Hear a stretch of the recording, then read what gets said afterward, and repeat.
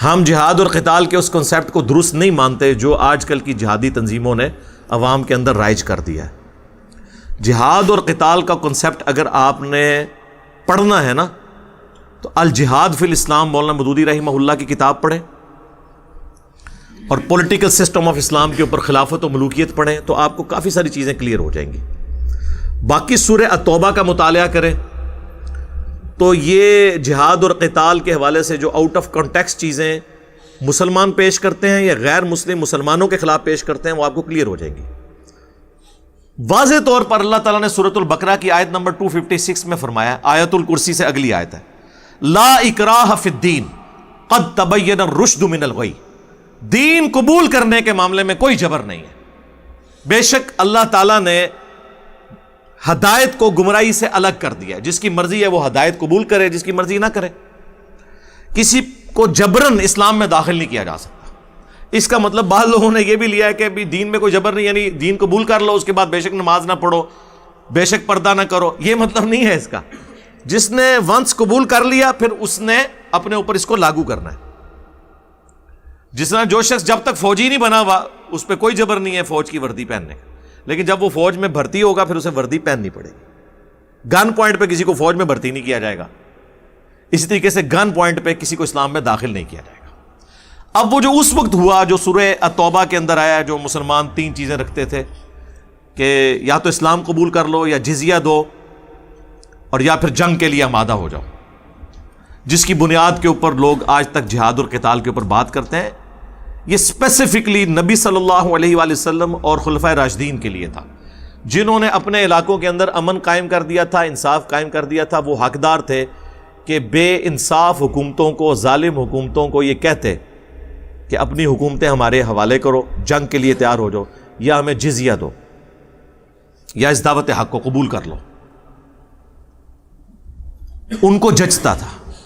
اسلام واقعی تلوار کے زور پر پھیلا ہے، لیکن یہ تصویر کا ایک رخ ہے کہ اسلام نے تلوار کے زور کے اوپر رومنز اور پرشینز کو، جنہوں نے صدیوں سے انسانیت کا استحصال کیا ہوا تھا، بادشاہ کا دین رعایا کو ماننا ضروری ہوتا تھا، ادروائز قتل کر دیے جاتے تھے۔ کتنی پرسیکیوشن ہوئی ہے عیسائیوں کی، آپ سوچ نہیں سکتے کن تکلیفوں سے ان کو گزارا گیا۔ یہ تو سیدنا عیسیٰ علیہ السلام کی دنیا سے اٹھائے جانے کے آلموسٹ سمجھ لیں 200-250 سال کے بعد کانسٹنٹائن II جو ہے اس نے عیسائیت یعنی اسلام قبول کر لیا تھا، اس کی وجہ سے پوری رومن امپائر عیسائی ہو گئی تھی، کیونکہ وہ بادشاہ کا دین رعایا کا دین ہوتا تھا۔ یہ کوئی تبلیغ سے نہیں پھیلی عیسائیت، یہ ذہن میں رکھیے گا۔ آج ہمیں کہتے ہیں آپ تلوار کے زور پہ کر رہے ہیں، آپ کا کس طریقے سے ہوا ہے؟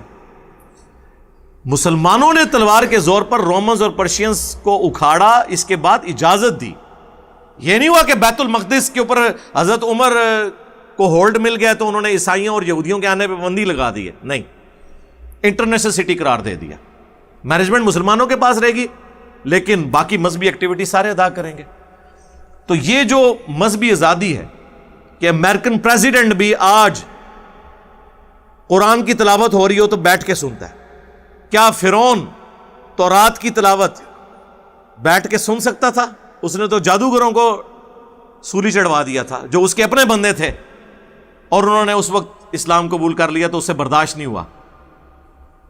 یہ جو فریڈم آف ایکسپریشن ہے، یہ اسلام نے تلوار کے زور پر رومنز اور پرشینز کو، ظاہر ہے وہ بدماش تھے، تارج می صاحب کے لیکچرز یا غامدی صاحب کی نصیحت سے تو انہوں نے وہ ساری چیزیں نہیں چھوڑنی تھی، ان کو تو پھر تلوار کے زور پہ اکھاڑنا تھا۔ تو یہ مذہبی آزادی، مذہبی جبر ختم کیا اور مذہبی آزادی ملی۔ اسی کے اوپر وہ انڈین اسکالر ہے نا وحید الدین خان صاحب رحمہ اللہ، پچھلے دنوں میں وہ 90+ کی ایج میں فوت ہوئے، اللہ تعالیٰ ان کی مغفرت کرے اور انہیں نیک کاموں کا اجر دے، ان کی برائیوں سے درگزر فرمائے۔ انہوں نے کتاب لکھی ہے، چھوٹی سی کتاب ہے، اسلام دور جدید کا خالق۔ یہ دور جدید کی جو آزادی ہے یہ اسلام نے اس کی بنیاد ڈالی ہے۔ اس سے پہلے یہ نہیں ہوتا تھا کہ بادشاہ اور رعایا کا دین جو ہے وہ الگ ہو۔ اسلام نے کہا ٹھیک ہے، سب کو رائٹ ہے، وہ اپنا پوائنٹ آف ویو رکھ سکتے ہیں۔